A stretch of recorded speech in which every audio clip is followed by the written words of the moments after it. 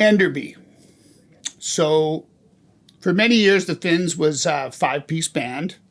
Matt and Elio on guitar, Bud on bass, Chris on drums, and I played harmonica and sax. Anyway, Matt decided to go to the Mesa Boogie factory with his wife and buy a new amp. So we decided to, what the heck, let's do a gig as a four-piece. So I called up the agent, said, just book me in some shithole and we'll go and play. Now we didn't rehearse. It would be unmanly to rehearse. And we had our set laid out. I said, I'll sing that songs. And, of course, the fact that I didn't really know the songs and I didn't know the words, that wasn't going to slow us down. So we're driving to Enderby, and Chris and Elio, who'd played together in other bands, they said that they'd been to Enderby before, and there's this guy who was going to commit suicide, and he had the shotgun in his mouth, and he changed his mind at the last second, so he blew off the bottom half of his face.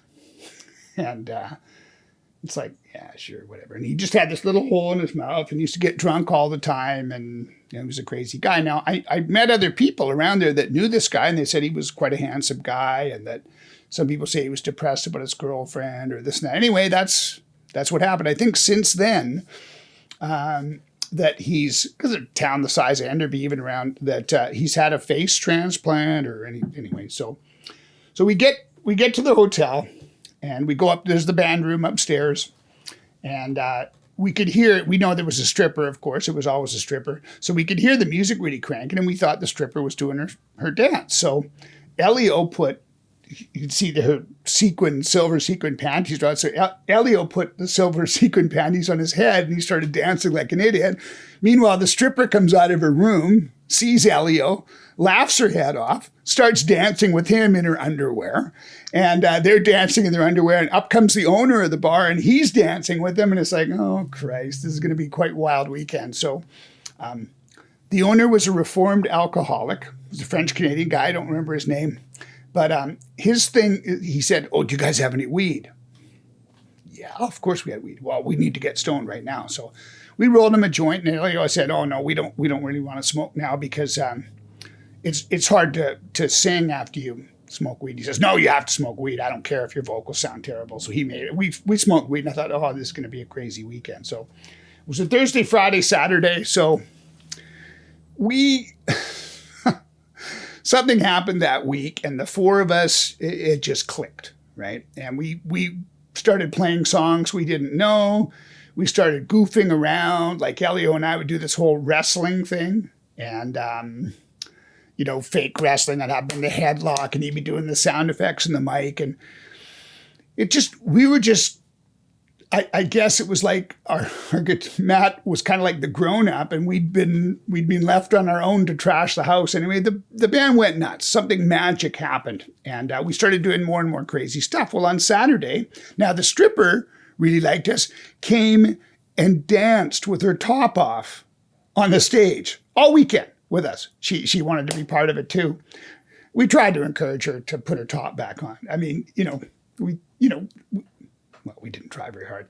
Anyway, so she was there all weekend. I can't remember her name either, but she was really fun too. So you get a feeling, tiny little stage, four guys all goofing around, playing, having fun. We barely had any breaks. We were playing. The place was packed. And of course, in those days, no internet, no phone. If somebody knew there was a good band, the place was just packed over capacity, and everybody was drunk. We were encouraging them to get as drunk as possible, doing whatever. So Saturday in the afternoon, I bought a croquet set, and we played some croquet, and it was fun. And I had this great idea.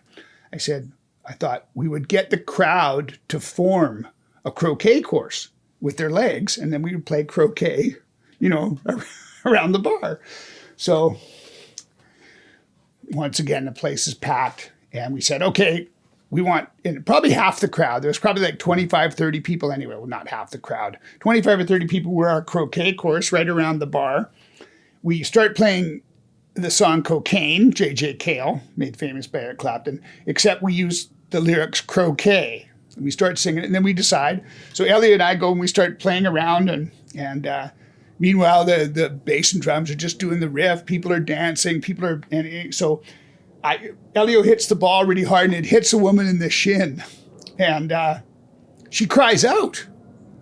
And the whole crowd started chanting, "Throw her out, throw her out, throw her out." I mean, the place was drunk and crazy. Meanwhile, Bud, who'd had a few drinks, our bass player, gets up in the mic and he goes, "Witch!" And they threw her out.